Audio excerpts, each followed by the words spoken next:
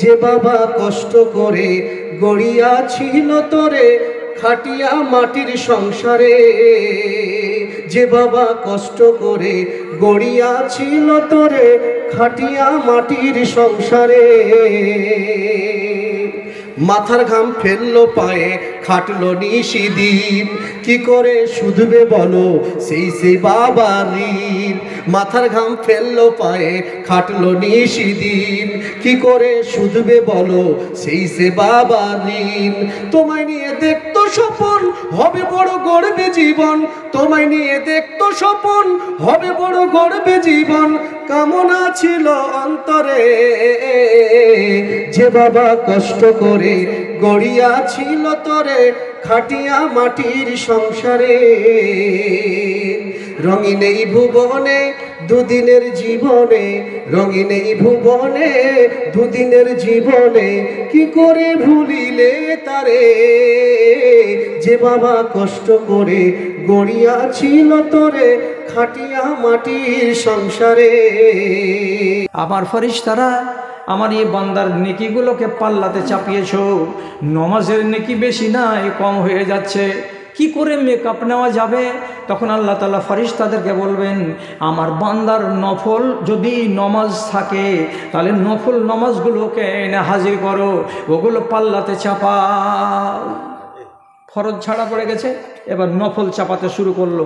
তাহলে নফল নমাজগুলো আপনার সেই দিন ঘাটতিটা পুষিয়ে দিতে পারে, চান্স আছে, অতএব নফল বাড়ান। নফল কাকে বলে? 12 রাকাত সুন্নাতে মুআক্কাদাকে বাদ দিয়ে যত নামাজ পড়বেন সেগুলো নফল। এর মানে কি বুঝতে পারলাম না।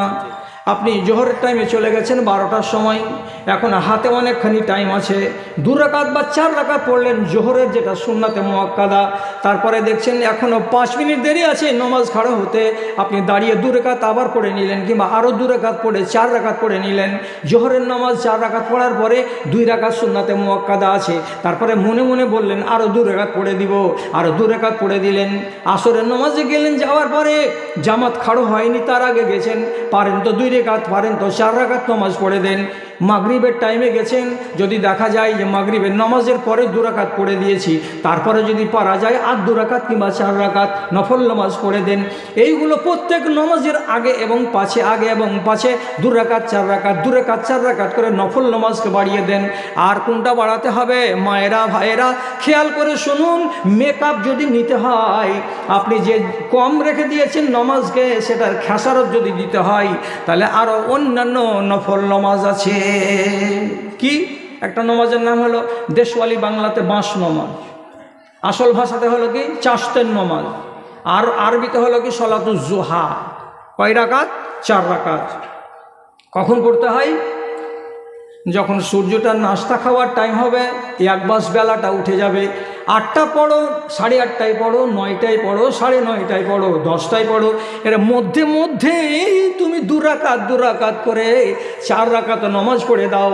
এটা হলো সুন্নাত।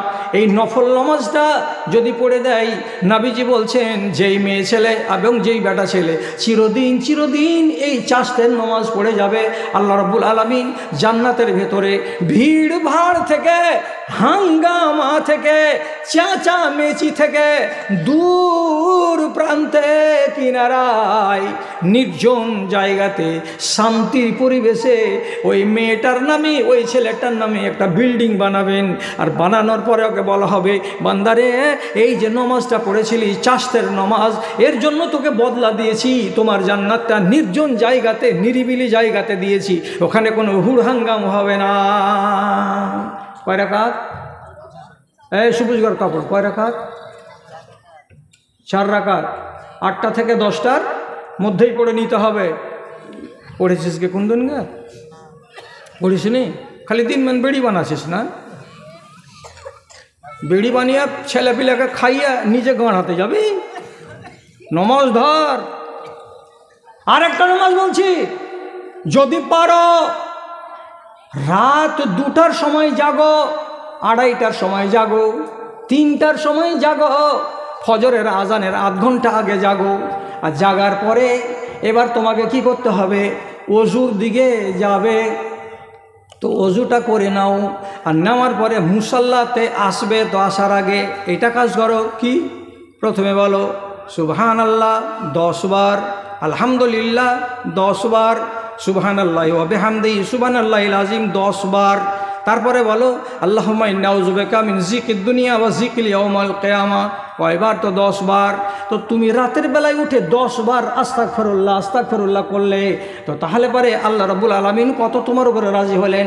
ঢের রাতে একটা মানুষ যদি আল্লাহর পায়ে পড়ে 10 বার আল্লাহ মাফ দাও, আল্লাহ মাফ দাও, আল্লাহ মাফ দাও করে, তো আল্লাহ রাব্বুল আলামিন বলছেন আমি কত শক্ত রে, তোরা মনে মনে ভেবেছিস নাকি আমি এমন নরম দিল রহম দিলের আমি আল্লাহ, যে রাত্রি 3টার সময় যদি কোনো বান্দি আর কোনো বান্দা আমাকে বলে আল্লাহ মাফ দাও, আল্লাহ মাফ দাও, আমি রহমানুর রাহিম, ওকে মাফ দেওয়ার জন্য তৈরি হয়ে আছি।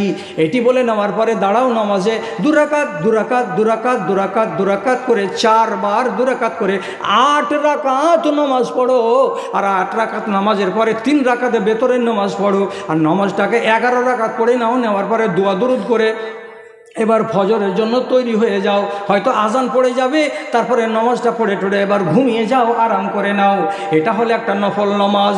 এই নফল নামাজ যদি পড়তে পারো রে, তো তাহলে তোমার ফরজ ছুটে যাওয়ার খেসারতগুলো কিয়ামতের দিন দেওয়া সম্ভব হবে। এটা সহিহ হাদিসে নবী করিম সাল্লাল্লাহু আলাইহি সাল্লাম বলেছেন। আচ্ছা, তোমরা তো আমাকে ছাড়তে না কহিলে ছাড়বো না কহে শুনুকে একটা ভুল করে বসে আছি, তো বুড়া মানুষের উপরে দয়া টয়া করো, কেন যে ফের আরও চলতে হবে আমাকে। আর এটা ছিল আরামের দিন, আর লুৎফুর এ কাজ করেছে, করে জবরদস্তি আমাকে এনেছে এই ভূতনিতে। তো শেষের বেলায় দুটা কথা বলছি। 1 নম্বর কথা হলো এই, আমি বড় ফকির নই, আমি ছোট ফকির।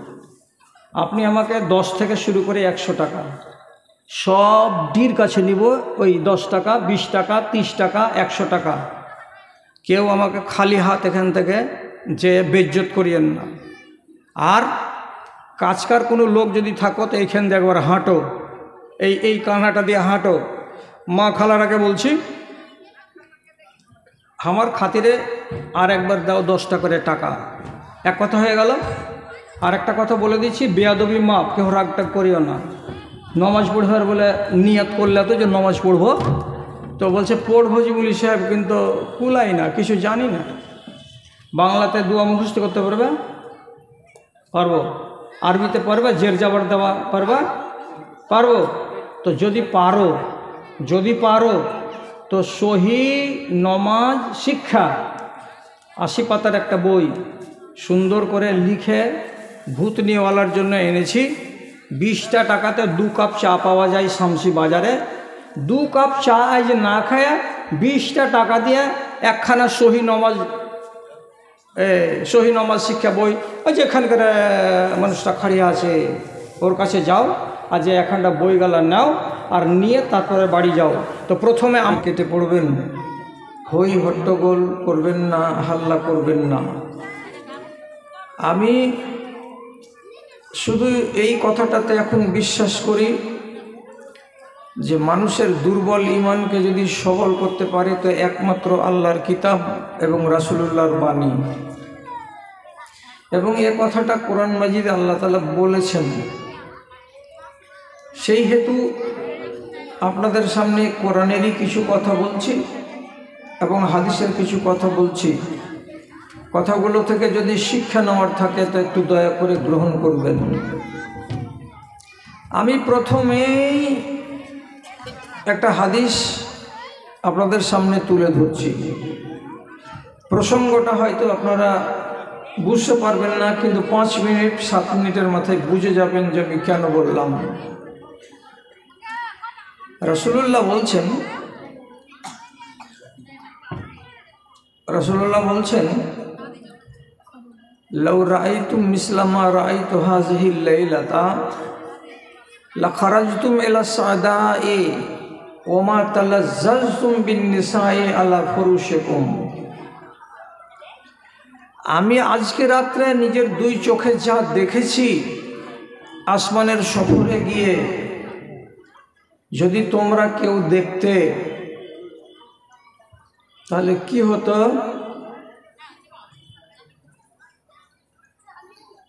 ভুতুরির মায়া লোক বদলে গেছো নাকি? এই ভুতুরির মায়া লোক, চলন কি আগের থেকে কিছুটা খারাপ হয়ে গেছে নাকি? হ্যাঁ, কথা বলছো কেন? তোমাদের আওয়াজ তো আমার কানে আসছে, তো আমি অতক্ষণ বন্ধ রাখি মাইকটা?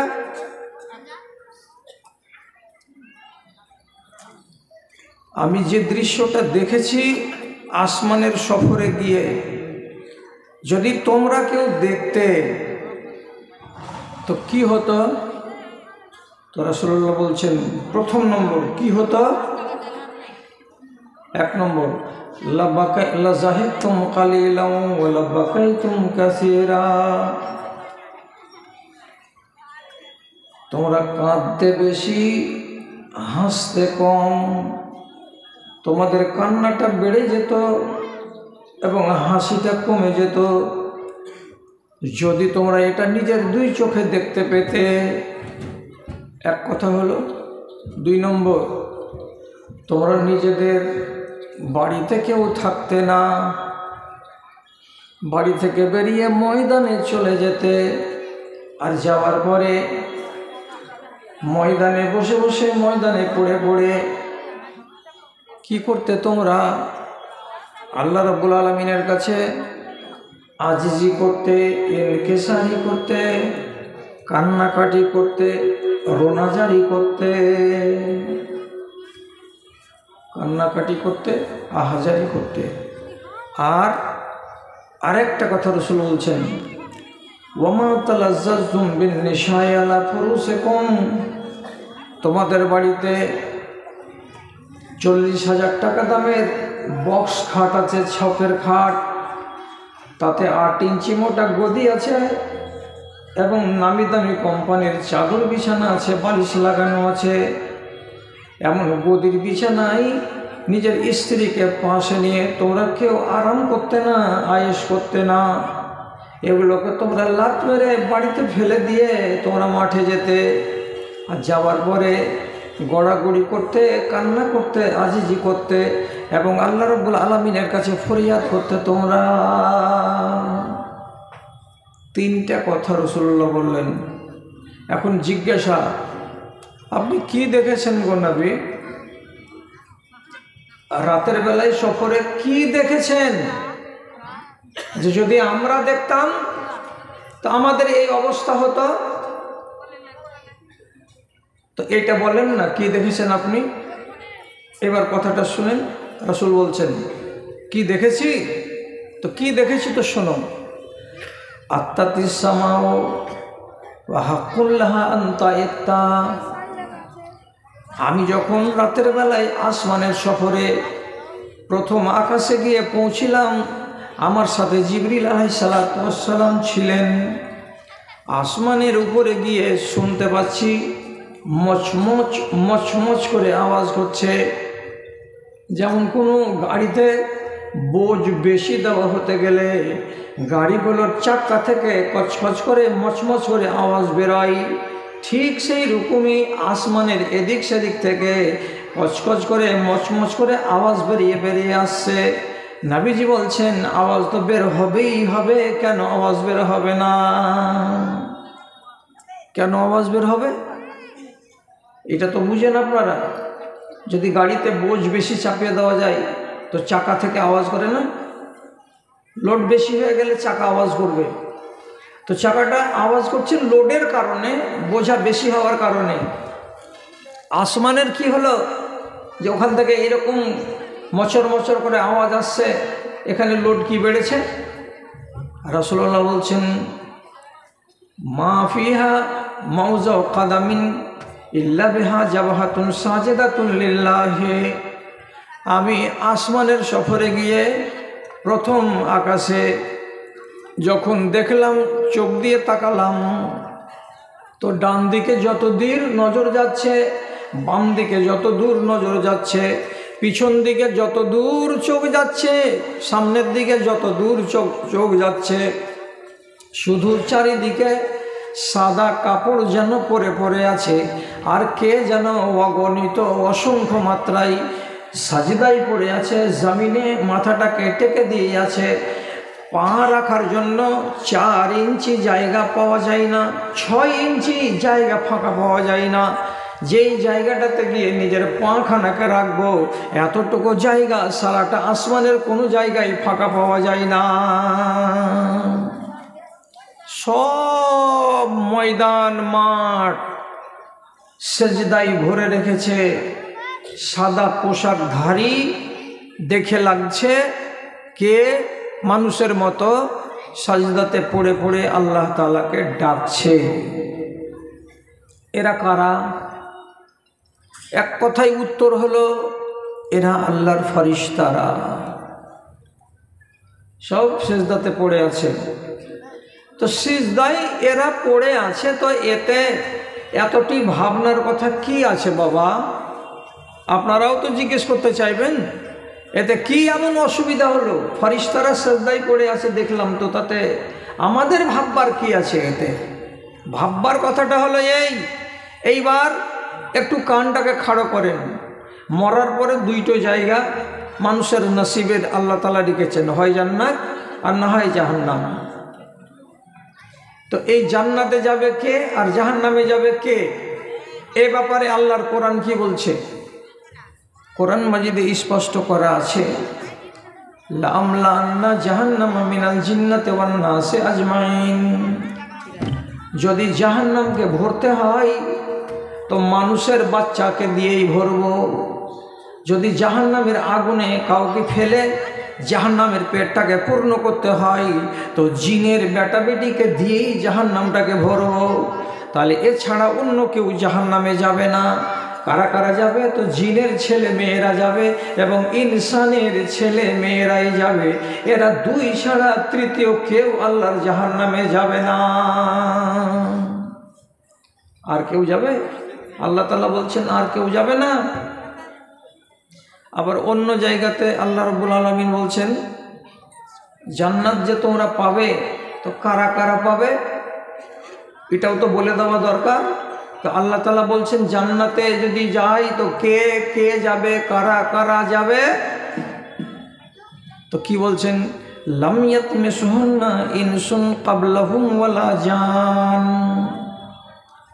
জান্নাতের ভেতরে যে সমস্ত রমণীগুলোকে আল্লাহ রাব্বুল আলামিন সাজিয়ে গুজিয়ে তৈরি করে রেখেছেন তাদের সম্বন্ধে আল্লাহ তাআলা বলছেন কি, এরা এমনই নারীর নারী, জীবনে এদের গায়ে কোনো জিনের বাচ্চা হাত লাগায়নি, কোনো ইনসানের বাচ্চা হাত লাগায়নি। এমনই এরা নারীর নারী যে এদেরকে জীবনে কোনো দিন এক নজরে কোনো ইনসানের বাচ্চাও দেখেনি, কোনো জিনের বাচ্চারাও দেখেনি। যেদিন পাবে সেদিন তারা তাদেরকে ভোগ করবে। তো পাবে কারা? তো জিনের বাচ্চারা এবং ইনসানের বাচ্চারা। কি বোঝা গেল? জান্নাত কার জন্য? জিন এবং ইনসানের জন্য। জাহান্নাম কার জন্য? জিন এবং ইনসানের জন্য। তাহলে এদের জন্য যদি জান্নাত জাহান্নাম হলো, তো প্রশ্নটা এইবার আপনার মগজে আপনি খাড়ো করেন যে আল্লাহর ফেরেশতাগুলো লক্ষ লক্ষ কোটি কোটি তারা কেন উপুড় হয়ে সিজদায় পড়ে আছে? এরা কি জান্নাত পাবে কিয়ামতের দিন? পাবে না।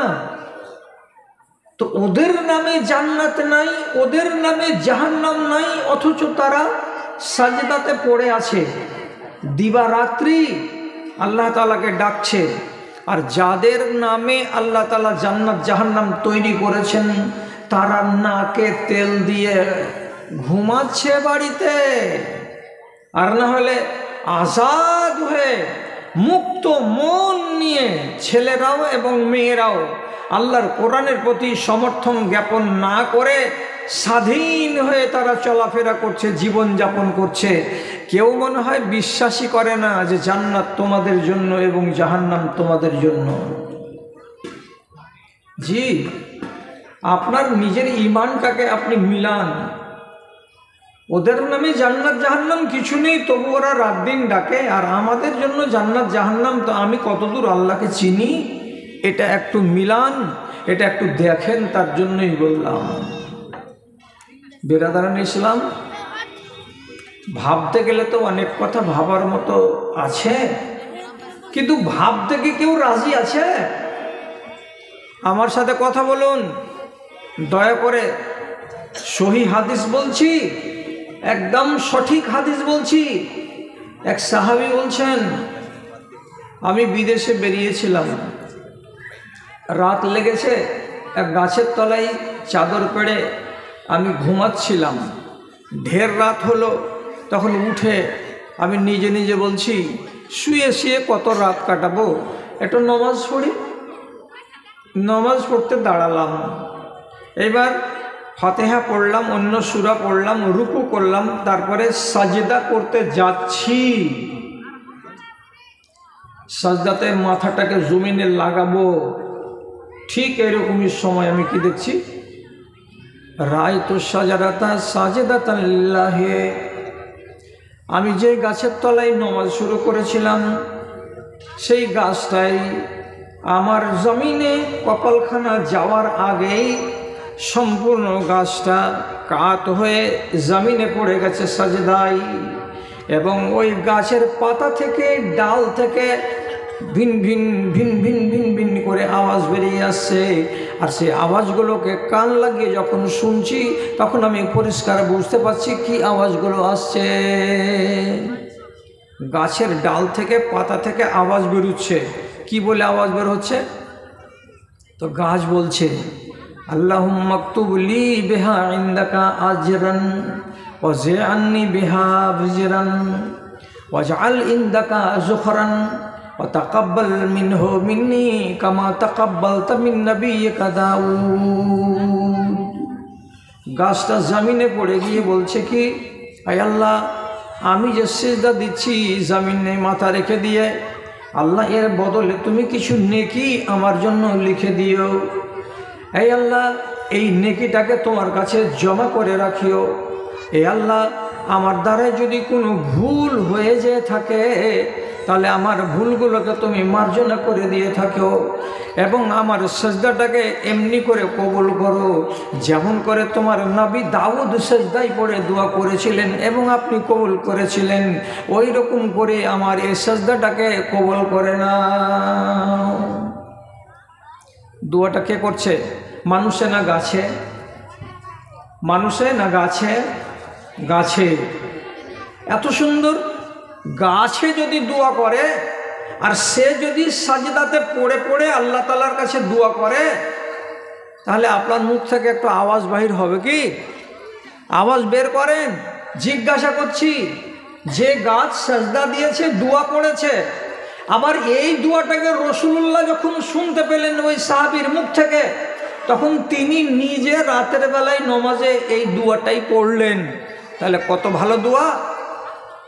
এবার আপনাকে জিজ্ঞেস করছি, যে গাছটা এত মিষ্টি দোয়া বলেছে, আর যে দোয়াটাকে রাসূলুল্লাহ পছন্দ করেছেন, যে গাছটা আল্লাহর নামে সাজদা দিয়েছে, কিয়ামতের দিন এই গাছটা জান্নাতে যাবে? আপনার মন কি বলছে? গাছের জন্য কি আল্লাহর জান্নাত? না, ওরা তো জান্নাত পাবে না। তো তাহলেও সে আল্লাহকে চিনতে গিয়ে জমিনে মাথা ফেলে সেজদা দিচ্ছে। এর নামে জান্নাতও নাই, এদের নামে জাহান্নামও নাই। আর আমার নামে জান্নাত আছে, আমার নামে জাহান্নামও লেখা আছে, যেহেতু আমি আদমের বাচ্চা। তো আমার সেজদা কতটুকু বেড়েছে আর গাছের সেজদাটার সাথে তুলনা করে দেখার জন্য আমার সময় এসেছে না আসেনি? পাহাড় নদী গাছ গাছালি, মরুসাগর পাক পাখালি, সব গাহে তার গান, শুধু গাহে না জিন পরি ইনসান রে, শুধু গাহে না জিন পরি ইনসান। ফুলের মধু এত যে মিষ্টি, কে করেছে এসব সৃষ্টি, বলো তো কাহার দান, শুধু গাহে না জিনপুরি ইনসান রে, শুধু গাহে না জিনপুরি ইনসান। দুঃখের কথা, যাদের নামে আল্লাহ রাব্বুল আলামিন এসব আরামের বস্তু করেছে, তারা দুনিয়াতে নাকে তেল দিয়ে ঘুমাচ্ছে, রব্বুল আলামিনের কাছে এটা আর তারা কামনা করছে না যে ইবাদতের মধ্য দিয়েই আমি আমার জান্নাতটাকে সুনিশ্চিত করে নেব, কেউ ভাবে না। দাদারা কিছু কথা শুনুন, বেশি রাত হয়ে যায়নি। নবী দাউদ এক গাছের তলায় আরাম করতে বসেছিলেন। হঠাৎ করে যে জায়গাতে তিনি আরাম করছেন সেখানে একটা রাঙি পিঁপড়া এসে পায়ে কামড় দিয়ে দিল। যেমনি পাটাকে কামড়ে দেয়া, বিষ লাগলো, মনটাতে কষ্ট হলো। তখন নবী দাউদ করলেন কি, একটা খাদেমকে ডেকে বলছেন, এতটি কাঁড়ি অন্তরে বাবা, পুয়াল নিয়ে আইতো। এতটি পুয়াল নিয়ে এসে ওই জায়গাটাতে সবটিকে ছিটিয়ে দেওয়া গেল। দেওয়ার পরে দিয়াশালের কাঠি মেরে দিয়ে আগুন লাগিয়ে দিল। যেমন আগুন লাগিয়ে দেওয়া, ওই গাছের তলায় 10-12 হাত জায়গার ভেতরে যতটি পিপিলিকা ছিল সমস্ত পিপিলিকাটি এক নিমেষের ভেতরে পুড়ে শেষ হয়ে গেল, একটাও বাঁচল না। সাথে সাথে আল্লাহ রাব্বুল আলামিন নবী দাউদের কাছে শোকজের নোটিশ পাঠিয়ে জিজ্ঞাসা করে দিলেন, কি বলছেন? লাকাদ আহারাক্তা কওমান ইউসাব্বিহুনা বিহামদি রাব্বিহিম। হে আমার নবী দাউদ, এই যে এক্ষুনি 5 মিনিট আগে এই গাছের তলায় এই কটা পুয়ালকে ছিটিয়ে দেওয়ার পরে তুমি কাঠি মেরে আগুন লাগিয়ে দিলে, যার কারণে 2000, 3000, 4000 পিপিলিকা সাথে সাথে মরে নিমেষে শেষ হয়ে গেল। এরা তো শুধু পিপিলিকা নয়, এরা এই গাছের তলায় এই মাঠে চড়ে বেড়াচ্ছিল এবং তারা আমার নামে তাসবিহ বয়ান করছিল। এরা ওদের ভাষায় বলছিল, আমি ওদের ভাষাগুলোকে বুঝছিলাম। আর তুমি যখন জ্বালিয়ে দিলে, পুড়িয়ে দিলে, তখন 1000 পিপিলিকা 2000 পিপিলিকার মুখ থেকে আমার নামে তসবিহ পড়া বন্ধ হয়ে গেল। এই খেসারতটা কে দিবে? আমাকে জবাব দাও। কথা বুঝতে পারলেন? নবী দাউদ লাজবাব হয়ে গেলেন। শেষে বাড়ি গিয়ে আল্লাহর কাছে খাকসারি প্রকাশ করে সাজদাতে পড়লেন। পড়ে কেঁদে কেঁদে কেঁদে কেঁদে দোয়া করতে লাগলেন, পরওয়ারদিগার, আমি তো জানি না যে পিঁপড়াগুলো তোমার তাসবিহ বয়ান করে, না হলে আমি আগুন জ্বালাতাম না। আমি আপনাকে কেন বললাম এইটা? এই জন্য বললাম যে রব্বুল আলামিন পৃথিবীর কোনো প্রাণীর জন্য জান্নাত তৈরি করেননি, কোনো গাছগাছালার জন্য জান্নাত তৈরি করেননি, কোনো একজন ফেরেশতার জন্য আল্লাহ রাব্বুল আলামিন জান্নাত তৈরি করেননি। করেছেন কার জন্য? তো আমার এবং আপনার জন্য। এত কিছু করার পর আপনি কতটুকু আপনার রবের সঙ্গে সম্পর্ক রাখতে পেরেছেন, এটা হলো আজকে দেখার বিষয়। দাদারা আমার কথার দিকে একটু দয়া করে খেয়াল করুন। কিয়ামতের দিন যেদিন দাড়িপাল্লা খাড়া হবে, তখন জিজ্ঞেস করবে একদল ফেরেশতা, আল্লাহ এই দাড়িপাল্লা কেন খাড়ো করলেন? তো রব্বুল আলামিন জবাব দিয়ে বলবেন, এখানে আমি আমার বান্দাদের আমলকে ওজন করব, তার জন্য দাড়িপাল্লা খাড়ো করলাম। তখন একগুলো ফেরেশতা সেজদা থেকে মাথা উঠাবে। আল্লাহ তাআলা অর্ডার করবেন, মাথা উঠাও, ও ফেরেশতারা মাথা উঠাও। মাথা উঠাবে। এরা কতদিন ধরে সেজদাতে পড়েছিল? হাদিসের ভেতরে লেখা আছে, যেদিন আল্লাহ তাআলা ওকে তৈরি করেছেন সেই দিনই তাকে তৈরি করার পরে আদেশ করেছেন, তুমি সেজদাতে পড়ে যাও। সেই দিন সেজদাতে পড়েছে। আর পড়ে সেজদাতে আল্লাহ রাব্বুল আলামিনের তাসবিহ পড়ে যাচ্ছে, পড়ে যাচ্ছে, পড়ে যাচ্ছে। কতদিন ধরে পড়ে যাবে? কম করে যদি বলি, হাদিসটা যখন নবীজির মুখ থেকে শুনেছি তখন থেকে যদি হিসেব করি, 1450 বছর হয়ে গেল। আরও যদি 1000 বছর কিয়ামত না হয়, তারপরে যদি কিয়ামত হয় তাহলে আল্লাহর ওই ফেরেশতাটা কতদিন সাজদাতে থেকেছে? 2400 বছর, মানে 2400 বছর ধরে সাজদাতে পড়ে রয়েছে। একটা নয়, দুটা নয়, চারটা নয়, শত শত ফেরেশতা এরা সাজদায় পড়ে আছে। মাথাটা উঠাবে কবে? তো কিয়ামতের দিন যখন দাঁড়িপাল্লা খাড়ো হবে সেই দিন। তারপরে সে আবার আল্লাহ তাআলার সামনে আরজি জানিয়ে বলবে, আবাদনাকা মা আবাদনাকা হাক্কা ইবাদাতিকা। হে আল্লাহ রাব্বুল আলামিন, 2500 বছর ধরে আমরা সাজদা করলাম, পড়ে থাকলাম মাটিতে, কিন্তু তোমার যেমন করে ইবাদত করার ছিল ওই রকম করে মন ভরে তোমার ইবাদত করে দিতে পারলাম না। আল্লাহ, তুমি খুশি হতে পারলে কি পারলে না? আল্লাহ জি 2500 বছর ধরে সিজদাতে পড়ে থাকার পরেও আল্লাহ তাআলার সামনে কি বলছে? তোমার মন ভরলো জি আল্লাহ, মনে হয় তোমার মন খুশি হলো না মালিক, তোমাকে মনে হয় রাজি করতে পারলাম না এ সিজদা দিয়ে। কেন বললাম ভূত নির্লোক? আপনি কটা সাজদা দেন সারাটা 24 ঘন্টাতে? আঙুল গুনেছেন কি? গুনেননি। সারা দিনে রাতে একটা মানুষ 17 রাকাত ফরজ নামাজ পড়ে আর 12 রাকাত সুন্নাতে মুআক্কাদা পড়ে, তো হয় টোটাল 29 রাকাত। আর 1 রাকাত বেতরের নামাজ পড়ে, তো টোটাল হয় 30 রাকাত। 30 রাকাত নামাজে কটা সাজদা হয়? 60খানা সাজদা হয়। 60টা সাজদা একটা মানুষ 24 ঘন্টাতে দেয়। আপনি এই 60টা সাজদা দিতে টোটাল যদি টাইম দিয়ে থাকেন আল্লাহ তাআলাকে, বড় জোর 60 মিনিট দিয়েছেন, না হয় 70 মিনিট দিয়েছেন, তারপরেই আপনি নেমে পড়লেন কোথায়? তো আল্লাহর নাফরমানি করতে। ঈমান গেল না থাকলো এটা আর আপনি ভাবতে গেলেন না, দুনিয়াদারিতে নেমে পড়লেন। আপনার সেজদাগুলোর গুরুত্ব আছে না নাই ওগুলো আর ভাবতে গেলেন না।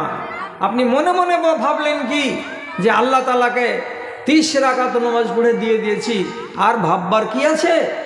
অথচ একটা আল্লাহর ফেরেশতা কতদিন ধরে সিজদায় পড়ে আছে আপনাকে আনুমানিক হিসাব দিলাম যে 2500 বছর ধরে। তারপর উঠে গিয়ে বলছে আল্লাহ তোমাকে খুশি করতে পারলাম কি পারলাম না? আপনার এরকম চেতনা মনের ভেতরে জেগেছে কোনোদিন যে আমরা কেমন ইবাদত করছি আল্লাহ তাআলাকে? বরং আপনি করছেন কি আল্লাহর সাথে লড়াই। মায়েরা কি করছে? তো আল্লাহর সঙ্গে লড়াই। কি করে লড়াই করছেন? একটা একটা করে যদি গুনিয়ে দিই তো যতটি মহিলা এখানে বসে আছে 90টা মহিলা ধরা পড়ে যাবে কিসে? তো অপরাধে। আর 95টা পুরুষ ধরা পড়ে যাবে কিসে? তো অপরাধে। অপরাধী কেন অপরাধী জড়ালাম? আপনারা বলবেন কি করে তুমি ধরাবা, আমরাকে অপরাধী সাব্যস্ত করতে পারবা? বলো তো দেখি। তো দেখাচ্ছি, আমার নজর দিয়ে নয়, আমার মুখ দিয়ে বলছি। দেখেছেন তাকে সাহাবায়ে কেরাম।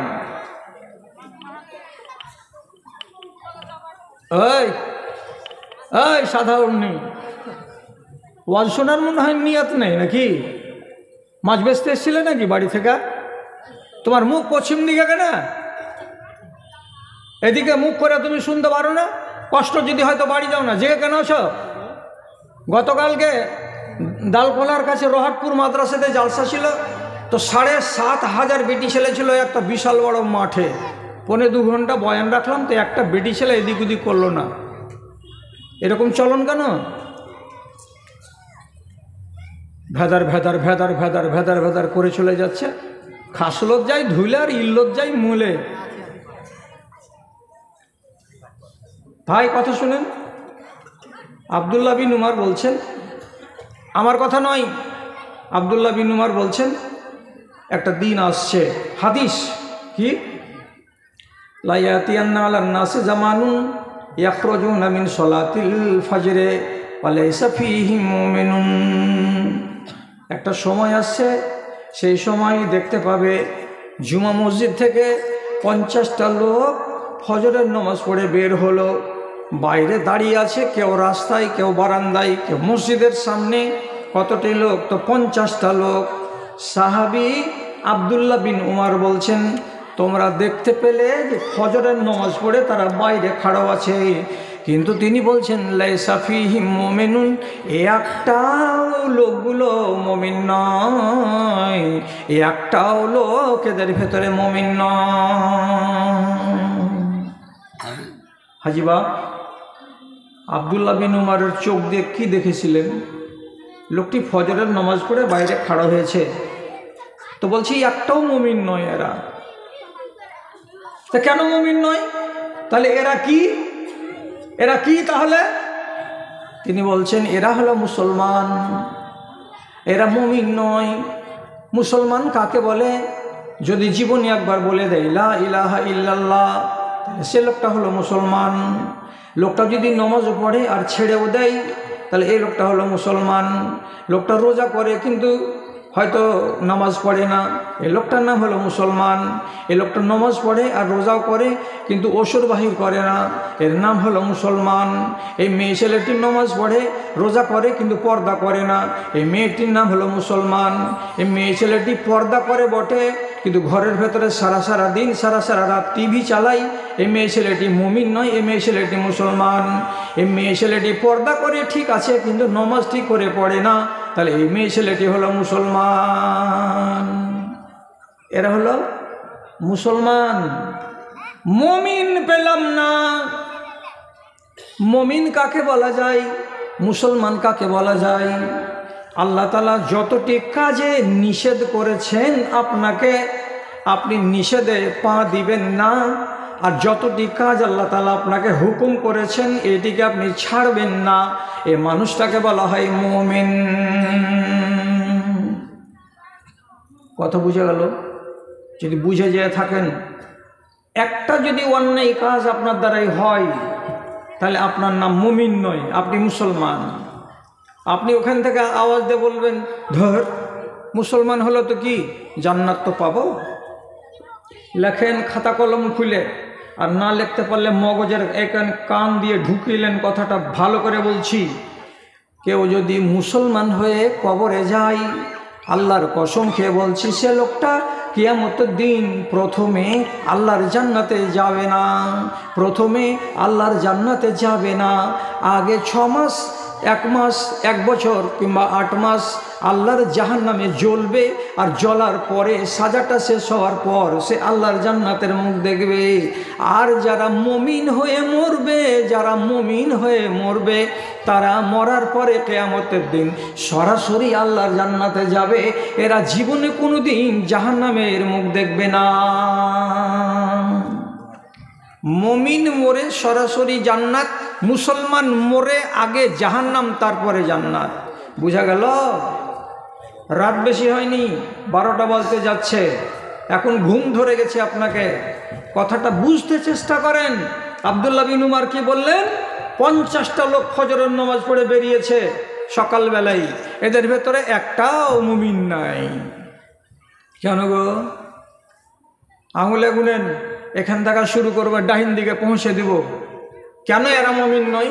1 নম্বর, এই যে দেখতে পাচ্ছ এখানে ফুল প্যান্ট পরে ছেলেটা দাঁড়িয়ে আছে, আজকে ফজরের নামাজ পড়ে আসলো। তুমি মনে মনে বলবা যে ছেলেটা মুমিন, এ তো কসম আল্লাহর। ওই মসজিদ থেকে বেরিয়ে যাওয়ার পরে যেমনি বাইরে রোডে পা দিবে, সাথে সাথে তিরাঙ্গার প্যাকেটকে খুলে জর্দার সঙ্গে মিশিয়ে মুখে ভরে সারাদিন ক্যাচার ক্যাচার করে চিবিয়ে বেড়াবে। এই ছেলেটাকে আরবিতে বলা হয়, বাংলাতে বলা হয় হারামখোর। যে হারাম খায় সে মুমিন নয়। গেলি রসতলে কয়টা পাওয়া গেল এরকম তিরাঙ্গাখোর? 4টা। আর একজনের পকেটে এমনি করে খালি লাড়ছে, আর একলা একলাই মনে মনে করছে খাইনি তো আছে, কিন্তু চুন আছে কি না? হ্যাঁ, চুন লাগছে, ধার চাইতে হবে কাউরি কাছে।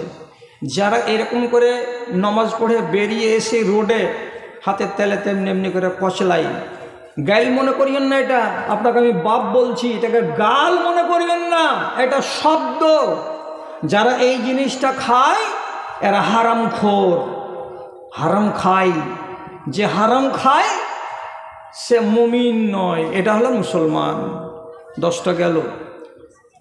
এদিককার 4-5টাকে বলছে, এই তোরা কোন দেশে দোষী? বলছে এই বছর আমার বাড়িতে 50 মণ গম ঢুকেছে, আমি ফসল পেয়েছি গম। কতটি? তো 50 মণ।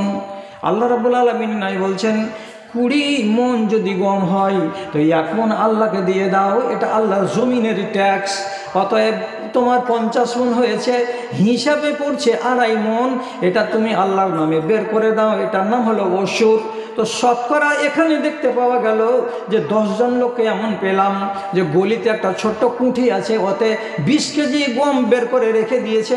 আর দেওয়ার পরে বিবিকে যে বলছে, আদরের মারে যতটি ওশরের গম হয় বাহিরে কুঠিতে রাখা আছে, ওইখান থেকে ফকিরকে দিবি, ওইখান থেকে ইয়াতিমকে দিবি, ওইখান থেকে ভূতনি মাদ্রাসাকে দিবি, ওখান থেকে ভাদু মাদ্রাসাকে দিবি। তাহলে 20 কেজি গম কয় জায়গাতে দেওয়া যায়? সারা বছর ধরে ওই 20 কেজি গমকে আপনি বিলাতে আছেন, অথচ আপনার এখানে 2.5 মণ গম বের হওয়ার কথা ছিল ওশর, কিন্তু আপনি ওশর বের করেননি। তো যারা ওশর বের করে না তাদের ফসলের, এই লোকগুলো ফজরের নামাজে এসেছে, এরা কিন্তু মুমিন নয়, এরা হলো মুসলমান। এখানে 4টা লোক দেখে তো শেকেল ভালো লাগছে খুব গো, এর আগে কেন মুমিন বলা হলো না? হিসাব রাখো, যত জমি ছিল তলে তলে তলে তলে 2টা বেটার নামে করে দিয়েছে, বেটিগুলোকে ফাঁকা তাড়া, কিছুই দিতে রাজি নয়। বেটিরা নাকি জমি পাবে না, বেটিরা তো পরের ঘরই হয়ে গেছে, তো বেটিকে জমি দিবে না বলে বেটাদের নামে জমি লিখে দিয়ে এখন এই বুড়া মরার অপেক্ষা করছে, কবরে যাওয়ার অপেক্ষা করছে। তো নামাজ পড়তে গেছিল ভালো কথা, কিন্তু এই লোকটা মুমিন নয়, এই লোকটা হলো মুসলমান। গেল এতটি বেটা ছেলে গেল, বেটি ছেলেটি কেন মুমিন হতে পারল না? যদি মসজিদে হাজিরা দেয়, নামাজ পড়ে আসে, বলছে এর ভিতরে একটাও মুমিন নেই, সবটি মুসলমান। কেন গো? তো বলছে এই মেয়েটির ভিতরে 10টা মেয়ে ছেলে এমন পাওয়া যাবে যে মেয়ে ছেলেটি এখানে নামাজ পড়লো মসজিদে, আর মসজিদে নামাজ পড়ে বাড়ি যাওয়ার পরে টিভি খুলবে, খোলার পরে সিরিয়াল দেখবে, সিরিয়াল যদি না দেখে তো ওর দানা হজম হবে না। যদি এমন অপবিত্র এবং এমন বাজে খেয়ালের মহিলা থাকে, তাহলে পরে সে মেয়ে ছেলেটি মুমিন নয়, সে হলো মুসলমান। এর ভিতরে 10টা মেয়ে ছেলে এমন পাওয়া গেল যারা নামাজ পড়ে বটে, কিন্তু যদি এখানে মোড়ের বাড়ি ভোজ থাকে, ভোজ খেতে যাওয়ার জন্য যখন বাড়ি থেকে বেরোয় তখন তার মুখ ঢাকা থাকে না, তার হাতগুলো খোলা থাকে, তার চেহারাটাকে সম্পূর্ণ খুলে রেখে দিয়ে মানুষের সামনে ড্যাং ড্যাং করে হেঁটে হেঁটে ভোজ বাড়িতে চলে যায়। আজনাবি মানুষের সামনে প্যান্ডেলে বসে লোকমা তুলে তুলে মুখের ভেতরে লোকমা পড়ে, অথচ তাকে একটুও লজ্জা লাগে না। এমন বেটি ছেলে যদি থাকে তো সে মেয়ে ছেলেটি মুমিন নয়, সেটা হলো মুসলমান। গেল গুটি। আর কতটি? এই মজলিসে 12-14টা মেয়ে ছেলে এমন আছে, যদি তার নিজের চাচাতো ভাইয়ের বিয়ে লাগে তো এখান থেকে বিয়েটা যাবে কোথায়? তো রতুয়া, এত দূর জায়গা যাবে আর আসবে বরযাত্রীর বেশে বেটা ছেলেরা। বরযাত্রী যাওয়া হলো হারাম, বরযাত্রী যাওয়া হাদিস সম্মত নয়, তথাপি বেটা ছেলেরা যাবে, কিন্তু সাথে সাথে 15 থেকে 20টা মেয়ে ছেলে সাজবে। ওরা যদি না যায় তো পেটের ভাত হজম হবে না। আর যে কটা মেয়ে ছেলে সে যে বরযাত্রী যাবে তারা সবটি যুবতী যাবে, একটাও মেয়ে ছেলে তারা মাথাতে কাপড় দিবে না। শরীরে যে পোশাকটা লাগানো আছে সে পোশাকটা পর্দার পোশাক নয়, এত এলোমেলো পোশাক, এত পাতলা কাপড়ের পোশাক, তার শরীরটা আধা আধা দেখা যায়, মাথার চুল দেখা যায়, গলা দেখা যায়, তার যৌবনটা কত পরিমাণের সেটাও বুঝতে পারা যায়। তো কোনো নারী যদি মুসলমান ঘরের মেয়ে হয়, হওয়ার পরে সে যদি পর্দাকে বিশ্বাস না করে, বেপর্দা হয়ে পরের বাড়ি চলে যায় বরযাত্রী সেজে, মেয়ে ছেলেটি নমাজ পড়তে গেলেও সেটা মুমিন বেটি ছেলে নয়, এটা হলো মুসলমান মেয়ে ছেলে। ইবনে আব্দুল্লাহ বিন উমর বলছেন 50টা লোক নমাজ পড়লো তো কেউ মুসলমান মুমিন নয়, সবটি মুসলমান। আচ্ছা, আপনাদের তো মনে ভিতরে ভিতরে রাগ লাগছে যে হ্যাঁ তোরা কি দুনিয়াতে চ্যাংড়া মূল্য গেলা পাইস না, যারা একটু গরম গরম আওয়াজ করে দিবে? তো তোমার ইমানে যে পোকা লেগে গেল তো পোকাটা ছুটিয়ে নেবে না, খালি গরম গরম আওয়াজ লিবা, সত্যানাশ হয়ে যাবে। হারামের ওয়াজ শুনে শুনে শুনে শুনে চুল দাড়ি পেকে গেল, আজ পর্যন্ত মদ ছাড়তে পারলা না। কিসের জন্য বলছো নিজেকে মুমিন? আজ পর্যন্ত সুদ ছাড়তে পারলা না, কিসের জন্য বলছো নিজেকে মুমিন? আজ পর্যন্ত ব্যভিচার দেশের মাটিতে বন্ধ হলো না, কেন বলছো মুমিন? মুমিন বলার অধিকারটা কোথায় পেলে? সঠিক কথা হলো এটাই, মুসলমান আজকের জামানায় নিজের ইমানকে নিয়ে মূল্যায়ন করে না, আমার ইমানটা ঠিক আছে না নাই। জি, কার উদাহরণ দিব? আমি একটা নারীর হাদিস বলছি। কি নারীর হাদিস? একটা মেয়ে ছেলে এলো আম্মা আয়েশার কাছে, এসে বলছে, কি বলছে? ইশতাকাত ইলা আয়েশাতা আন কাসাবাতে কালবিহা। মা আয়েশাকে বলছে, আম্মা জান, আমি একটা মেয়ে ছেলে মানুষ, আমার দিলটা বড় কড়া, আমার দিলটা বড় শক্ত। আমার বাড়ির সামনে যদি একটা 80 বছরের ফকিন্নিকে দেখতে পাই তো আমার দিল নরম হয় না।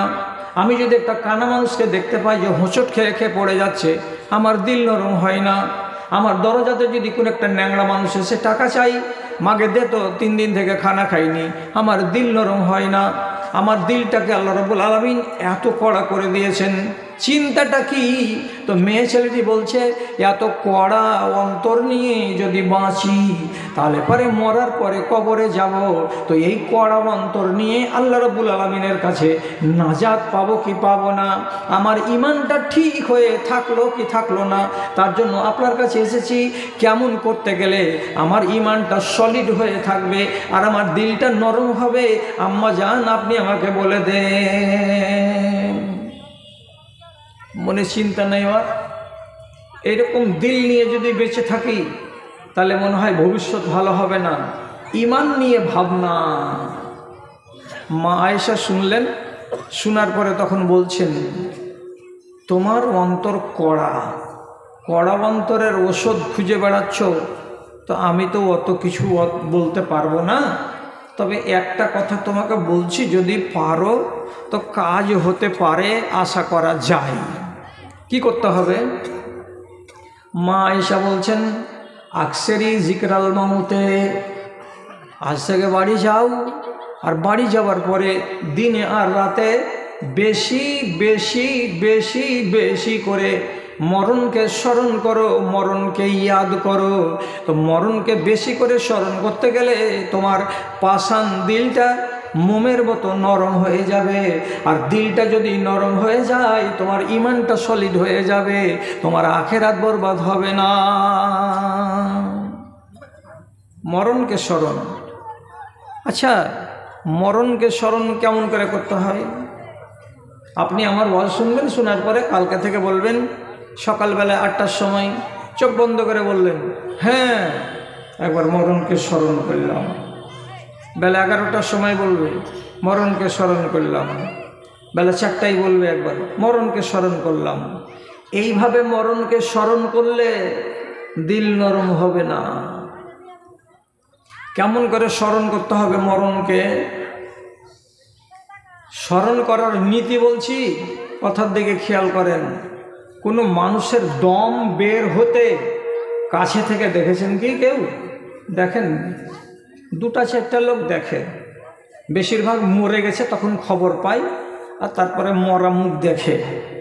দম যাচ্ছে এরকম দেখেছেন কি? দেখেননি? যদি দেখে থাকেন তাহলে আমার কথা শুনেন, কথাগুলোকে কাজে লাগাবেন। মরণ 2 রকমের হয়, একটা ভালো মরণ আর একটা মন্দ মরণ। আপনাকে মরণ বলে স্মরণ করতে বলছি কেন?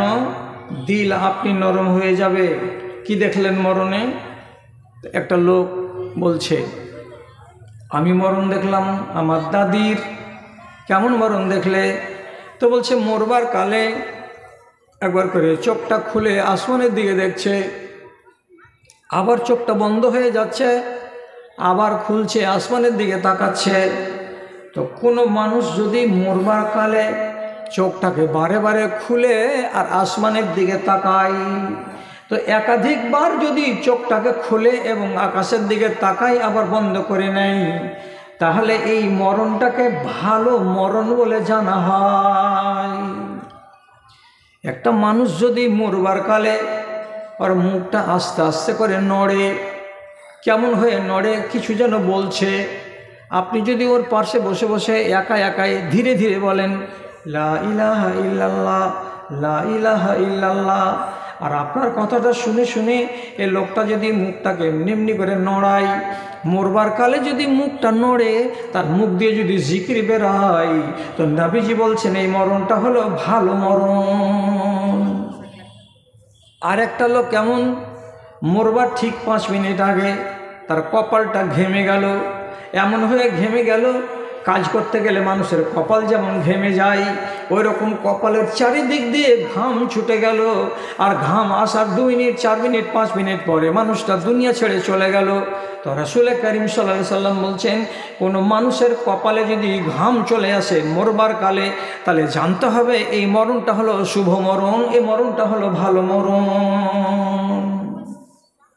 আর আপনি আর একটা লোকের কাছে মরণ দেখছেন কেমন, তো ওর পতিনরা, ওর মা বেটিরা বলছে, মা গে কহা গে মা, লা ইলাহা ইল্লাল্লাহ, লা ইলাহা ইল্লাল্লাহ। তো বল গে মা, এটা বলতে পাওয়া যাবে না। বলো জি বাপু, এটা বলতে পাওয়া যাবে না। আপনি শুধু ওর কানের কাছে গিয়ে নিজে নিজে বলেন আস্তে আস্তে করে লা ইলাহা ইল্লাল্লাহ। আপনার কথাটা শুনেই যদি সে বলতে পারে তো খুবই ভালো কথা। কিন্তু বেটি ছেলে যাক অত কথা জানে না, জানে যে মরবার কালে কলেমা পড়াতে হয়। তখন একটা বেটি মায়ের কানের কাছে যে বলছে, মা গে একবার কহা লা ইলাহা ইল্লাল্লাহ। তো মা এত জোরে জোরে নিঃশ্বাস ফেলছে, এত জোরে জোরে নিঃশ্বাস ফেলছে। বেটি যখন 2 বার করে বলছে কহা গে মা লা ইলাহা ইল্লাল্লাহ, তখন মা হাঁপাতে হাঁপাতে বলছে, ওকে কইতে পারি না গে, ওকে কইতে পারি না গে। বল লাগে মা একবার লা ইলাহা ইল্লাল্লাহ, কইছে কইতে পারি না গে। যতবার বলা যাচ্ছে তো বলছে বলতে পারি না। তো বলতে পারি না কথাটা বলতে পারছে, কিন্তু লা ইলাহা ইল্লাল্লাহ বলতে পারে না। যদি মরবার কালে লা ইলাহা ইল্লাল্লাহ তার মুখ দিয়ে জারি না হয়, তাহলে জেনে নিতে হবে এ মরণটা ভালো মরণ নয়। যদি কোনো মানুষ মরবার কালে একবার ডান দিকে হয়ে যায়, আবার 1 মিনিটের মাথায় আবার বাম দিকে হয়ে যায়, মরবার কালে যদি একবার করে উঠে বসতে যায় আর বিছান থেকে নেমে অন্য জায়গায় চলে যাওয়ার কথা ভাবে, আর মানুষেরা ধরে ধরে তাকে যদি বিছানায় শুয়ায়, আর বারবার যদি ভয় পাই, বারবার যদি ভয় পাই, তাহলে জানতে হবে এটা ভালো মানুষের মরণ নয়। কোনো মানুষ যদি মরবার কালে হঠাৎ করে ছাদ থেকে পড়ে একটা শব্দ বের করতে পেল না, হঠাৎ করে মোটরসাইকেল ট্রাকের সঙ্গে আঘাত লেগে গেল, রোডে পড়ে গেল, জবান বন্ধ হয়ে গেল, একটা শব্দ বলতে পারলো না, এইরকম হঠাৎ মরণ যদি কোনো মানুষের হয়, তো নবীজি বলছেন এটা ভালো মানুষের মরণ নয়। তোমার মাকে কেমন মরণ মরতে দেখেছো? যে দেখিনি, বাকিটি দেখো। কি দেখব? বেটা ছেলেরা যেমন কবরস্থানে যেতে পারে, তেমনি মেয়ে ছেলেরাও কবরস্থানে যেতে পারে। যাও তোমার মায়ের কবরস্থানে, ওখানে গিয়ে তোমার মার কবর কোনটা তো চিহ্নিত করো, বলো যে এটা আমার মায়ের কবর। সাথে সাথে তোমাকে কেউ চিনিয়ে দিবে এ পারছে যে এখানে একটা মাচানগুলো সব ক্ষয় হয়ে গেছে, এই কবরটা কার? তো তুমি নিজে নিজে বলবে এটা আমার বাপের কবর। আমার বাপের মরা 15 বছর হলো, আর আমার মার মরা 7 বছর হলো, 6 বছর হলো। মায়ের কবরের কাছে খাড়া হও, আর খাড়া হওয়ার পরে 4-5টা প্রশ্ন তোমার মগজের উপরে জাগাও। কি? মাগে তুই যেই ঘর কিনেছিলি, ওই ঘরখানাকে সকালে আর বিকালে তোর বউরা ঝেড় দিয়ে পরিষ্কার করে রাখতো। আজ তোর কবরের চারিপাশে ছোট ছোট গাছ জন্মে গেছে, জঙ্গলে ভরে গেছে, কেউ তোর কবরটাকে সাফ করে দেয় না। তোর ঘরের ভেতরে মশারি টাঙানো থাকতো গে মা, তোর গায়ে যেন মশা না লাগে, তোর গায়ে যেন মাছি না বসে। আজকে তোর কবরস্থানে গাছগুলোর চারিদিকে ভন ভন করে মশা আর মাছি উড়ে বেড়াচ্ছে, কিন্তু কেউ মশা মাছি হাঁকাবার ব্যবস্থা করে না। মা তোর কবরের মাঝখানে দেখতে পাচ্ছি কবরটা বসে গেছে, ধসে গেছে, মাটিগুলো 1 হাত পরিমাণে নিচে ধসে বসে আছে। মাগে সবটি মাটি তোর বুকের উপরে এসে পড়ে আছে। তোর বুকের উপরে যে এত মাটি জমে আছে মা, তো তোর জানে কতখানি কষ্ট হচ্ছে আমি বুঝতে পারি না। আমার তো ক্ষমতা নাই যে মাটিটিকে সরিয়ে দিই, আর তোর উপরে যে মাটিগুলো পড়ে আছে সেগুলোকে সরিয়ে তোর জানটাতে আরামের ব্যবস্থা করে দিই। কিন্তু মন বলছে মা তোর বুকের উপরে মাটি চেপে আছে, তো আমার বুকের উপরে যেন মাটি চেপে আছে। এইগুলো জিনিস কবরকে দেখো, আর দেখার পরে স্মরণ করো, আর মনে মনে মনে মনে জিজ্ঞেস করো মা তুই কোন হালাতে আছিস কবরের ভেতরে? তুই আরামে ঘুম দিচ্ছিস না ফারিস্তারা তোকে আযাব দিচ্ছে? আমি তো বাইরে থেকে কিছু দেখতে পাই না। ওই জায়গায় দাঁড়িয়ে দাঁড়িয়ে যদি পারো তো মায়ের নামে একটা দোয়া করো, আয় আল্লাহ তুমি আমার মায়ের কবরের আযাবকে হালকা করে দাও। দোয়া করো। যদি এই মরণকে স্মরণ করতে পারো, সাথে সাথে একটা কথা যোগ করে দাও। কি? এটা বাপের কবর, কবরে যাওয়া 15 বছর হলো। এটা মায়ের কবর, এই কবরে যাওয়া মায়ের 7 বছর হলো। আর আমার বয়স কত হলো? তো আমার বয়স 50 পার হয়ে গেছে। খুব বেশি যদি বাঁচি তো আর 4-5 বছর বাঁচব। সুগারের রুগী, চলতে পারি না, চিনি খেতে পাই না, মিষ্টি খেতে পাই না, হাঁটুতে ব্যথা করে, নমাজ বসে বসে পড়তে হয়, দাঁড়িয়ে পড়তে পারি না। এতগুলো রোগ হয়ে গেছে। হয়তো আর 3 বছর পরে আমি মরে কবরে চলে যাব। এই মাঠের এই জায়গাতেই আমার কবর হবে। আমার বাপের কবরের পার্শ্বে জায়গা হবে না আমার মায়ের কবরের পার্শ্বে জায়গা হবে না কবরের দক্ষিণ মাথায় দূরে আমার জায়গা হবে। এই কথাগুলোকে নিজের মনের ভেতরে জন্ম দাও, তাহলে মরণ তোমার দিলটাকে নরম বানিয়ে দেবে। 3 মাস আমল করেছে, করার পরে হঠাৎ আম্মা আয়েশার কাছে চলে এসছে। একদিন মুচকি মেরে হাসছে। আম্মা আয়েশা বলছেন, কী রে বাবা, আজকে তোমার মনটা ফিরি ফিরি লাগছে কেন? তখন মেয়েটি বলছে, ফালতো অন্না যাহতো, আম্মা আপনি যে ওষুধটা আমাকে বলে দিয়েছিলেন সে ওষুধটাকে আমি পালন করেছি, সেবন করেছি, আমল করেছি। আমল করাতে লাভ কি হয়েছে? আমার দিলটা একেবারে নরম হয়ে গেছে, মোমের মতো নরম। যখনই আমি আমার চোখের সামনে কোনো লাশকে, মাইয়াতকে যেতে দেখতে পাই, তখনই আমার বুকটা ধক করে উঠে। আহারে, কার বাড়ি খালি হয়ে গেল আজ? কোন হাজি সাহেব চলে গেল, তো হাইজেন থেকে গেল, বেচারি কান্না করছে। আমি তখন নিজেকে ভাবি যেদিন আমি মরে যাব সেদিন আমার বাড়িটা খালি হয়ে যাবে। এই কথা বলে মরণটা যখন স্মরণে হয় তখন আমি বারবার করে আল্লাহ রাব্বুল আলামিনের কাছে মরণ সম্বন্ধে দোয়া চাই। আম্মা আমল করেছি আর মরণকে স্মরণ করেছি, আমার দিলটা নরম হয়েছে। মা আয়েশা বললেন, তোমার নিজের ঈমান নিয়ে তোমার কোনো চিন্তা নাই, চিন্তা নাই। তাহলে বেটি ছেলে হয়ে আমার ঈমান ঠিক আছে কি না এই নিয়ে ভাবছেন। আর আজ ভূতনি গ্রামের মেয়েটিকে বলেন তো তুমি কি তোমার ঈমান নিয়ে একবার ভেবেছ যে আমার ঈমান ঠিকঠাক আছে না নাই? না, ভাবার টাইম নাই। আপনারাকে বলছি, আপনার নিজের যেটা বর্তমান পরিস্থিতি, এই ঈমান নিয়ে কবরে যদি যান, আপনার কি ভরসা আছে যে হ্যাঁ আমি 3টা প্রশ্নের জবাব দিয়ে দিতে পারবো এবং কবরে আমি আরাম পাবো, আমাকে কষ্ট হবে না? দিতে পারবেন গ্যারেন্টি? আপনি নিজের ঈমানকে চেক করে করে দেখবেন না একবার? যদি চেক করতে যান আর দোষ ধরা পড়ে তো নিজে নিজে সংশোধন করে নিতে পারবেন। এটাই হলো আল্লাহ তাআলার নিয়ম।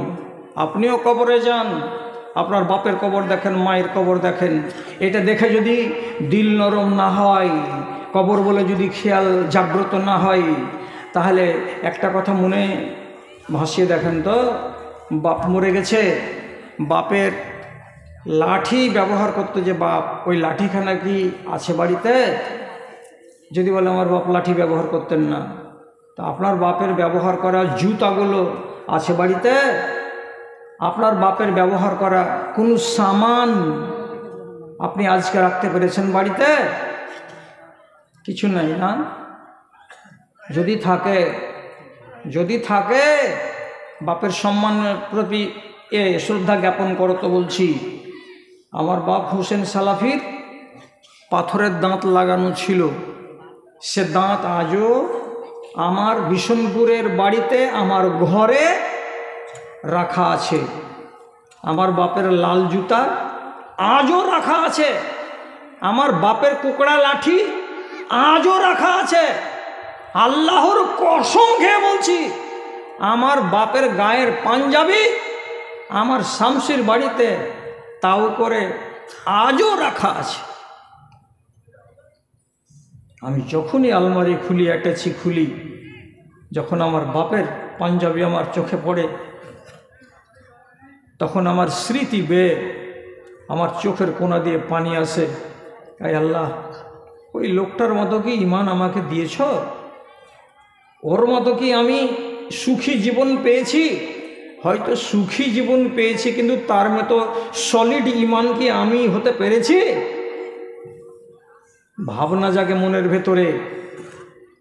আপনার যদি ঈমানকে পরীক্ষা করার ইচ্ছা থাকে, বাপের কোনো জিনিস ছেড়ে যাওয়া থাকলে ওকে হাতে করেন, আর করার পরে লাঠিখানাকে বা কাপড়খানাকে বা জুতাখানাকে হাতে করে বলেন, এটা আমার বাপের জুতা, আমার বাপ পরতো, রেখে দিয়ে চলে গেছে। কোথায় গেছে? তো কবরে গেছে। এই ঘরখানা কার? তো ঘরখানা ছিল আমার বাপের। বাপ কবরে চলে গেছে, আমার ভাগে পড়েছে, আমি ব্যবহার করছি এই ঘরখানা। আমিও একদিন ঘরখানা ছেড়ে চলে যাব। এ ঘরখানা কার হবে? তো আমার বড় বেটার হয়ে যাবে। তাহলে এইভাবে হাতের পালা বদল হতে থাকবে। আর আমাদের গন্তব্য কোথায় হবে? তো শেষে কবরে গিয়ে হবে। তাহলে বাপ যদি কবরে চলে যায় 20 বছর আগে, তো আমি যাব তারপরে 30 বছর পরে। কবরে যাওয়া ছাড়া রেহাই নাই।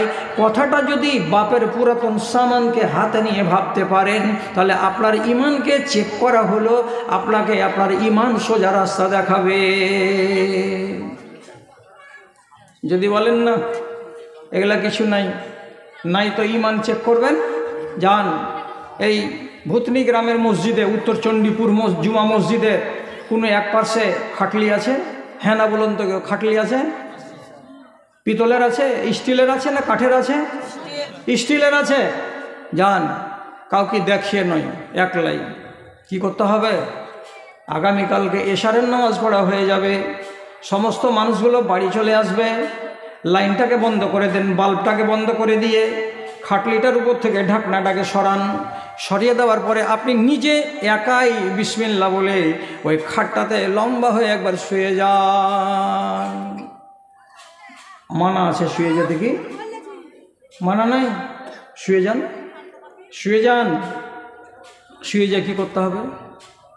চোখটাকে বন্ধ করে একবার ভাবতে শুরু করেন, ওরে আল্লাহ, আজ তো জ্ঞান আছে, বুদ্ধি আছে, 5 মিনিট পরে এখান থেকে এক ধাক্কা দিয়ে উঠে বাড়ি চলে যাব। কিন্তু এমন একটা দিন আসবে, সেই দিন আমাকে গোসল দেওয়ার পরে কাফন পরিয়ে এই খাটলিতে আমাকে শুয়াবে, আর এই খাটলিতে শুয়ে এরা আমাকে কাঁধে করে কবরের দিকে নিয়ে যাবে। আল্লাহরে, সেদিন যদি আমি আমার ভালো আমল নিয়ে যেতে না পারি, তো গলিতে যখন খাটলিটাকে রাখা হবে মানুষের দেখার জন্য, তখন নবীজি বলছেন লোকটা যদি ভালো মানুষ না হয় তো চিৎকার করে করে বলবে চাচাকে, ভাইকে, অন্যান্যদেরকে ডেকে ডেকে বলবে, চাচাজি খাটলি ঘাড়ে করিও না, কবরের দিকে নিয়ে যেও না, আমি ওদিকে যাব না। বেটাকে বলবে, বেটারে তোকে অনুরোধ করে বলছি, তুই আমার বড় বেটা, আমার কথাটা শুন, খাটলিটাকে ঘাড়ে করিস না, আমাকে কবরের দিকে নিয়ে যাস না, আমি ওদিকে যাব না রে বেটা, আমি ওদিকে যাব না। ভালো মানুষ যদি না হয় তো চেঁচাবে।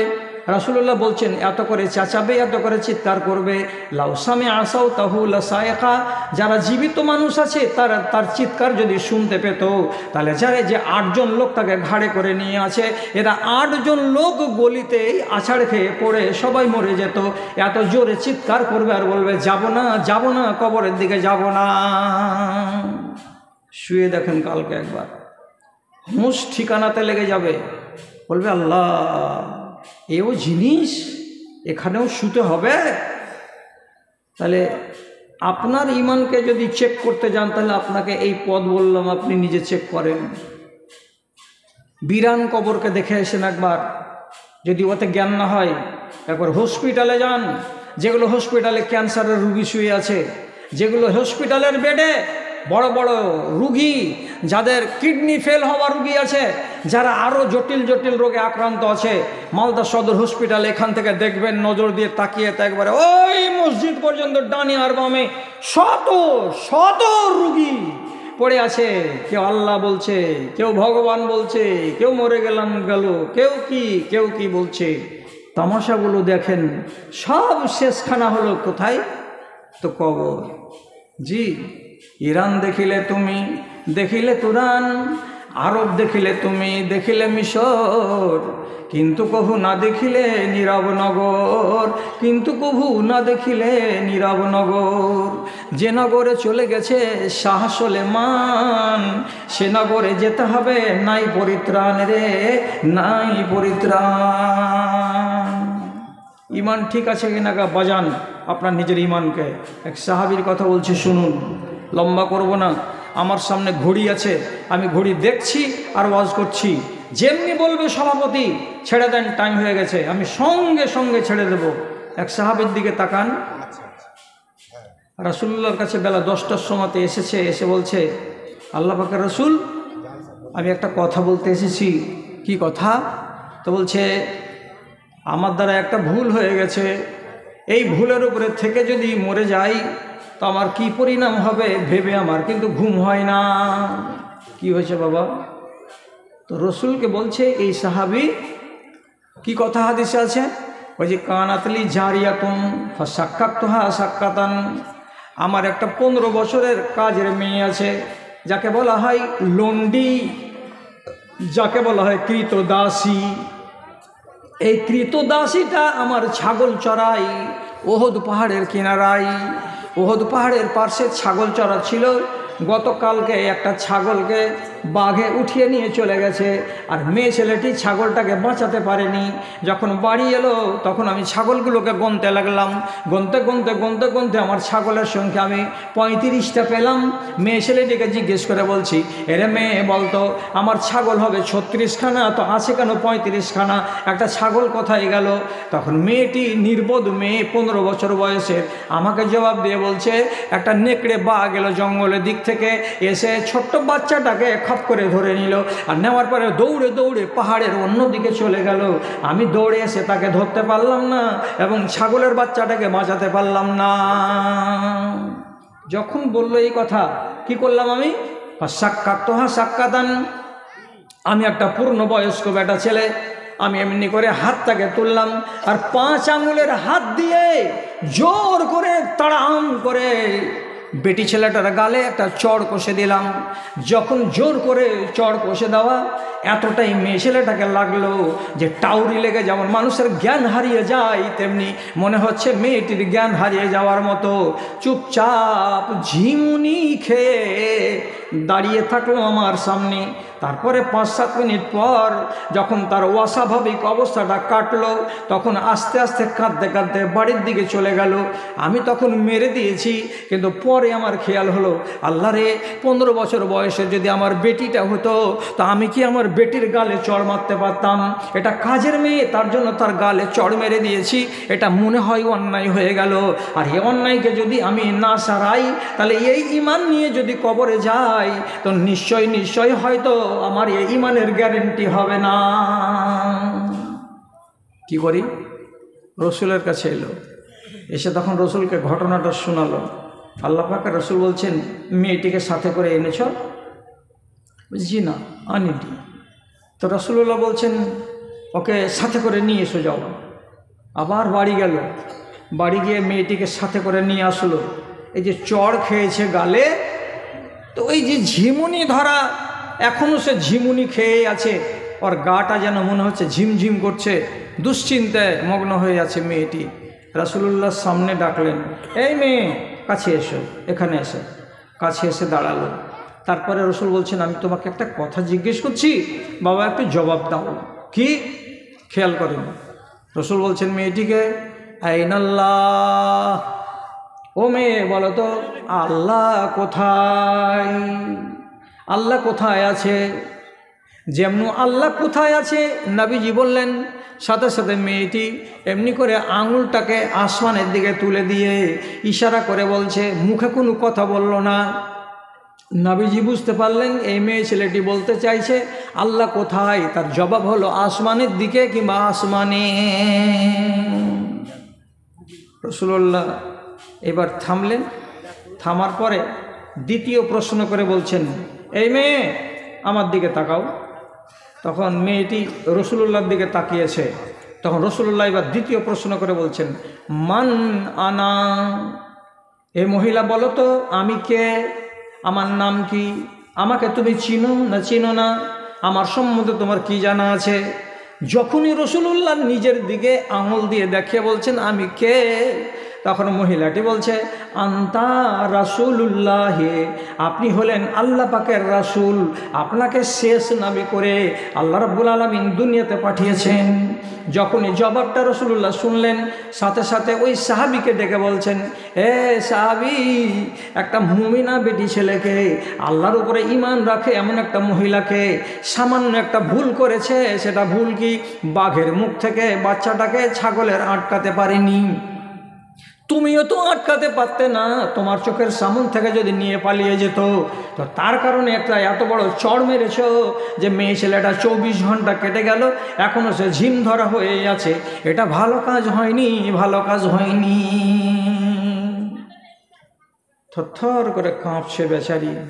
আল্লাহ, এই ফুটাচূড়া ঈমান নিয়ে তোমার কাছে যাব আমি? সাথে সাথে কাঁপতে কাঁপতে বলছে, কি কি কি কি করতে হবে রাসূল, কি করতে হবে, কি করব, কি করতে গেলে আমার কল্যাণ হবে আর আমি ধরা পড়ব না আল্লাহ তাআলার কাছে? রাসূলুল্লাহ ওকে বলছেন, আতেকাহা, মেয়ে ছেলেটিকে স্বাধীন করে দাও। যদি কোনো লোনডিকে, কৃত দাসকে বা দাসীকে আজাদ করতে হয় তো কমসে কম 2000, 3000, 4000 করে দিরহাম দিতে হয়, তাহলে একটা মানুষ আজাদ হতে পারে। অথচ এই লোকটা নিজেকে জাহান্নামের আগুন থেকে বাঁচাবেন বলে রাসূলুল্লাহর কথা শুনে সাথে সাথে মেয়েটিকে ডেকে বলছেন, ওরে আমার কাজের মেয়ে বাঁধি, আমি তোমাকে আল্লাহর ওয়াস্তে স্বাধীন করে দিলাম, তোমার কাছে একটা কানা করি আমি নিব না। আজ থেকে তোমার যদি ইচ্ছা জাগে তো আমার বাড়িতে থাকো, আর আজ থেকে যদি তোমার ইচ্ছা না জাগে তো তুমি স্বাধীন হয়ে ঘুরে বেড়াও। আজ থেকে তুমি পরাধীন নও, তোমাকে আমি শৃঙ্খল মুক্ত করে দিলাম।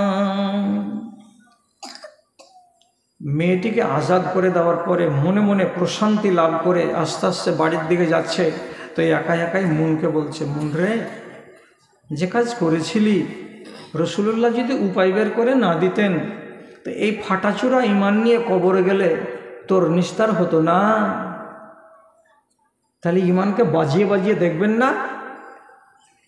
ওয়াজ শেষ, ঘড়িতে বলছে 12টা 35 মিনিট। যেমনি পৌনেতে কাঁটা ঠেকবে আমি ছেড়ে দেব, কেন যে আপনার টাইম অনেক আমি নিয়ে নিলাম।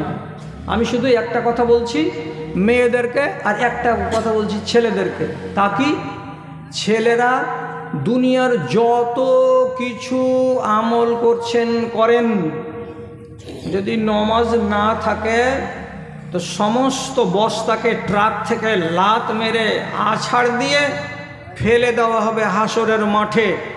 সাদকার নেকি, মসজিদ গড়ার নেকি, আর খায়রাত করার নেকি, আর ফকিরকে টাকা দেওয়ার নেকি, আর এই নেকি ওই নেকি, একটাও কাজ দেবে না। সঠিক কথা বলছি আপনাকে।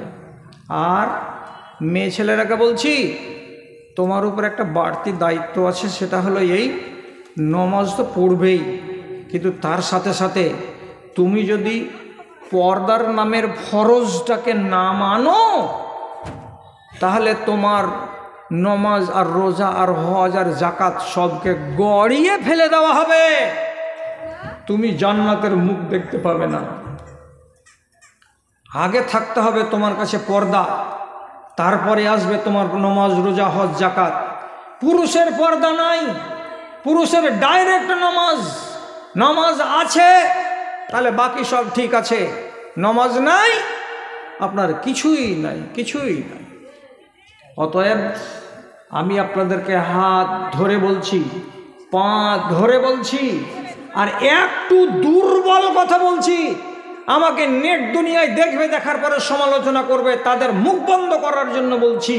কি টাইম যদি না থাকে 4 রাকাত জোহরের পড়েলেন, বাকিটি যদি না পড়েন তো আযাব হবে না। মাথা ঝুকান, বুঝতে পারলেন? বুঝতে পারলেন? মাগরিবের 3 রাকাত পড়ে দেন, বাকি 2 রাকাত সুন্নাত পড়তে পারছেন না, ছেড়ে দেন, আপনাকে আযাব হবে না। ইশারের 4 রাকাত পড়ে দেন, বাকি 3 রাকাত আর পড়বেন না, আপনাকে আযাব হবে না। যদি পড়ে দিতে পারেন তো দরজা উঁচু হবে, শেষ থাকবে না নেকির। আর যদি না করেন, নামাজ মোটেই না পড়েন, কোনো চারা না। আর একটা দুর্বল কথা বলবো কি, তোরা পারলে এই কথাটাকে নেট থেকে কেটে দিস রে, এটুকাকে দিস না নেটে। সেটা কি, মসজিদে যেয়ে যদি নামাজ পড়তে না পারা যায় তো যেখানে আছো সেখানে 3 রাকাত নামাজ মাগরিবের পড়ে দাও, 4 রাকাত আসরের পড়ে দাও। যদি বাড়িতেই পারো তো বাড়িতেই 4 রাকাত পড়ে দাও। আল্লাহ রাব্বুল আলামিনের আযাব থেকে বেঁচে যাবে, নেকি যদি নাও বাহায় আযাব হবে না। আর যদি সমলে না পড়ো, গেল রসদ তলে। আবার বলছি, মদ খাচ্ছ, একবার মদ খেলে 40 দিনের নমাজ কবুল হবে না। কারণ মদখোর বলবে, কি করবো জি, সোমবারের দিন মদ খেয়েছি, তাহলে তো এখন 3 দিন হয়ে গেল, আরও 37 দিন তাহলে নমাজ কবুল হবে না, তো কমসে কম 37 দিন তো আরাম পেয়ে গেলাম। আল্লাহর কসম খেয়ে বলছি কি, নমাজ কবুল না হতে গেলেও এই মদখোর, তোমার নমাজ ছাড়া চলবে না। নমাজ চালিয়েই যেতে হবে, চালিয়েই যেতে হবে। আপনি বলবেন নমাজ কবুল হবে না তো পড়বো কেন? এর মানে হলো এই, ওই নমাজের সওয়াব পাওয়া যাবে না, কিন্তু নমাজ তার পরেও যদি পড়ো তো তোমার হাজিরির খাতায় নাম লেখা যাবে, তোমাকে আযাব দেওয়া হবে না, নমাজ ছাড়ার সাজা তোমাকে দেওয়া হবে না। বুঝা গেল? ওয়াজ শেষ। নমাজ পড়নি এতদিন, তো এখন নমাজ পড়বা? বলছি হ্যাঁ পড়বো। তো 20 বছর যে নমাজ পড়িনি তার কি হবে? তো কিছু কিছু লোক ফতোয়া দিয়ে বলবে প্রত্যেক দিন আসরের নামাজ ডাবল করে পড়ো, একবার জামাতে পড়ো আর একবার 4 রাকাত পড়ো। কিসের লেগে? বলছে এরকম করে করে করে করে 1.5 বছর চালাবো। তো তাহলে 1.5 বছর আসরের কী হয়ে গেল? আপ টু ডেট হয়ে গেল। মাগরিবের ডবল পড়বো, এইরকম করে 2 বছর চালাবো, তো যেগুলা নমাজ ছুটে গেছে ওগুলা কারেন্ট হয়ে যাবে। কথা শোনেন, অল শেষ করে দিয়েছি। এরিয়ার নমাজ জীবনে কোনোদিন আপডেট হবে না, হবে না, হবে না। যা ছুটে গেছে ছুটে গেছে, একে আর নতুন করে তুমি দোহরিয়ায় কাজা করবা হবে না। তাহলে কি করে আমি মেকআপ নিব? 20 বছর জন্য নামাজ পড়িনি। ভালো করে শুনেন, 20 বছর নামাজ পড়েছেন, 30 বছর নামাজ পড়েননি, কিয়ামতের দিন দেখছে কি পাল্লা উপর দিকে চলেছে উঠে, কি হবে এবার? আল্লাহ তাআলা বলছেন ফানজুর ইলা তাতাউই আবদি,